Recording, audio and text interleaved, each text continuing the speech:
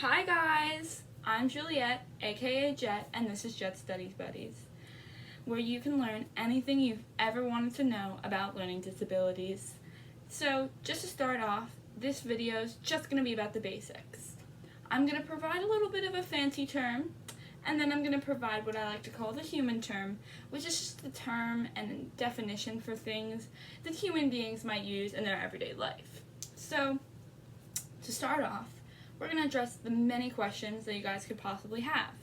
To start off, I want to say, what even is a learning disability? Now, that might sound like a really obvious answer, but when you really think about it, a lot of people don't have a tangible definition of this term, despite using it frequently. A learning disability refers to a neurological condition in which a person may have trouble processing, producing, and retaining information. This affects their ability to learn.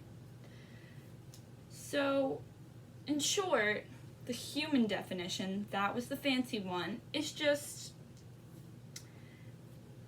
a condition in someone's brain that affects their ability to learn. They might think and learn and process information differently than other people.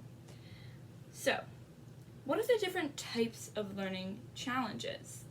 Now, before I go on, I want to make a huge distinction between learning challenges or differences and learning disabilities. Learning disabilities is a medical term and is official and limited to certain conditions, whereas learning challenges and differences is a more general blanket term that doesn't really have specific barriers. So, dyslexia is the most common type of learning disability, also the most likely term that most people hear, and it affects reading and language processing skills. Dysgraphia is a learning disability that affects handwriting and fine motor skills. Dyscalculia affects a person's ability to understand numbers and learn math. Oral/written language disorder and specific reading comprehension deficit, yes, I know that is a mouthful, has kind of exactly what it sounds like in the name. It affects both their understanding of reading and spoken language, hence the oral/written language disorder. Dyspraxia, now this is very important that you know, it's not a learning disability. It's related to problems with movement, coordination, language, and speech. ADHD, not a learning disability, which I actually do have, kind of relates to a difficulty staying focused and paying attention, controlling your behavior, and hyperactivity.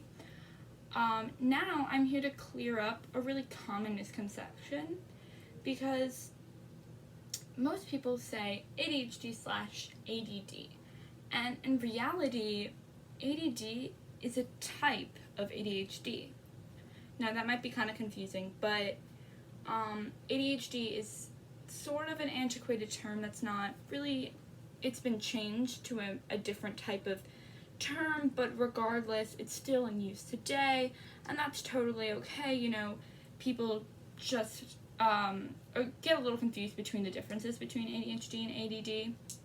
ADD is a predominantly inattentive, I always think of the word daydreamy type of ADHD, whereas there's also predominantly hyperactive impulsive, you know, again, kind of a fidgety person who struggles with controlling their impulses. And then there's also something called combined presentation, in which both aspects of ADHD are shown. The one that's sometimes colloquially called ADHD, the predominantly inattentive, and the predominantly hyperactive. Now, what are some important things to remember? Do I or you possibly have some common misconceptions about learning disabilities? Dyslexia, dysgraphia, and dyscalculia are all general terms pertaining to different areas in which people with learning disabilities may struggle with due to their processing abilities. As you can see, you know, dyslexia focuses primarily on reading, sometimes incorporates some writing. Dysgraphia, predominantly writing, and dyscalculia is predominantly numbers. But again, that means because they're general terms, they're just labels. that not every child will have the same processing areas of concern, even if they have the same general learning disability. Again, remember that these are labels, they're generalizations, and they don't apply to everyone. Some people with dyslexia may experience something, and then other people with dyslexia may not experience it. There is a lot of nuances. Also, if you're not sure if your child has a learning disability or ADHD, please consider having a doctor evaluate them. It can't hurt, and early intervention is key, especially in developing really significant process. Getting help as soon as you can just saves everyone a lot of time and energy, and I promise it's really a worthwhile evaluation, even if you end up not having it. Again, this is something that I feel I've kind of spent my entire life, but also during this project and channel, stressing. No learning difference is because of a child's laziness or lack of intelligence. In fact, traditionally you have to have a certain IQ to be diagnosed with learning differences. So if anything, it's quite the opposite. It is not because they are stupid, it's not because they're incapable of learning, and it's not because they're not working hard enough or they just need to try more. That's, again, the problem is a neurological difference. It's in their brain, and it's out of their control, and as well as their parents. It's not a sign of bad parenting or anything of that nature. Learning disabilities, again, it's very important, as I clarified what they are, but it's just as important to know what they're not. They're not intellectual disabilities, and they're not vision or hearing problems. People with dyslexia or dysgraphia, they don't have a problem seeing things. That's not really the accurate way to think of it.